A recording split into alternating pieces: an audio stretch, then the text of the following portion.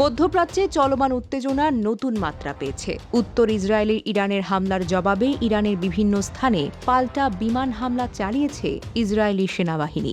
ইরানের রাষ্ট্রীয় ও স্থানীয় গণমাধ্যম জানিয়েছে, রাজধানী তেহরান, উত্তর পশ্চিমাঞ্চলের তাবরিজ এবং কেন্দ্রীয় শহর ইস্পাহানে একাধিক বিস্ফোরণের শব্দ শোনা গেছে। রোববার গভীর রাতে চালানো এই হামলার পর সংশ্লিষ্ট এলাকাগুলোতে নিরাপত্তা জোরদার করা হয়েছে। তবে হামলার ক্ষয়ক্ষতি কিংবা হতাহতের বিষয়ে তাৎক্ষণিকভাবে বিস্তারিত কোনো তথ্য এখনও প্রকাশ করেনি ইরান সরকার। স্থানীয় বাসিন্দারা জানান, বিস্ফোরণের পর আকাশে ধোঁয়ার কুণ্ডলী দেখা যায় এবং কিছু এলাকায় বিমান প্রতিরক্ষা ব্যবস্থা সক্রিয় হতে শুরু করে। এর আগে লেবাননের রাজধানী বৈরুতে ইসরায়েলি হামলার জবাবে ইরান ইসরায়েলের উত্তরাঞ্চলে ক্ষেপণাস্ত্র ও ড্রোন হামলা চালায়। ইরান ওই হামলাকে সতর্কতামূলক পদক্ষেপ হিসেবে উল্লেখ করেন এবং দাবি করে, আঞ্চলিক নিরাপত্তা ও নিজেদের মিত্রদের সুরক্ষার স্বার্থে তারা এই ধরনের পদক্ষেপ নিয়েছে। ইসরায়েলি প্রতিরক্ষা বাহিনী এক বিবৃতিতে জানিয়েছে, দেশের নিরাপত্তা ও সার্বভৌমত্ব রক্ষার স্বার্থে প্রয়োজনীয় ব্যবস্থা নেওয়া হয়েছে।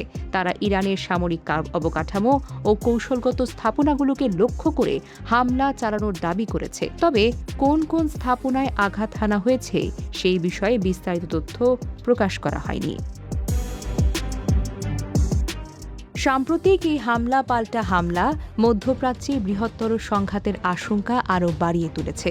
বিশেষ করে ইরান, ইসরায়েল ও তাদের মিত্র গোষ্ঠীগুলোর মধ্যে উত্তেজনা দীর্ঘদিন ধরেই চলছিল।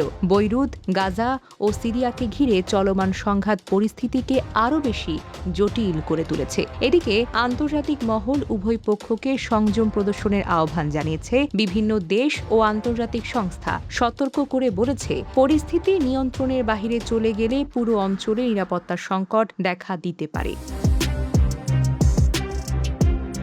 মধ্যপ্রাচ্যের এই নতুন উত্তেজনা বিশ্বজুড়ে নতুনভাবে উদ্বেগ সৃষ্টি করেছে। কূটনৈতিক মহল মনে করছে, দ্রুত সংলাপ ও রাজনৈতিক উদ্যোগ না নেওয়া হলে পরিস্থিতি আরও বেশি ভয়াবহ রূপ নিতে পারে এবং এর প্রভাব আন্তর্জাতিক নিরাপত্তা ও জ্বালানি বাজারেও পড়তে পারে। Desk report, recap news.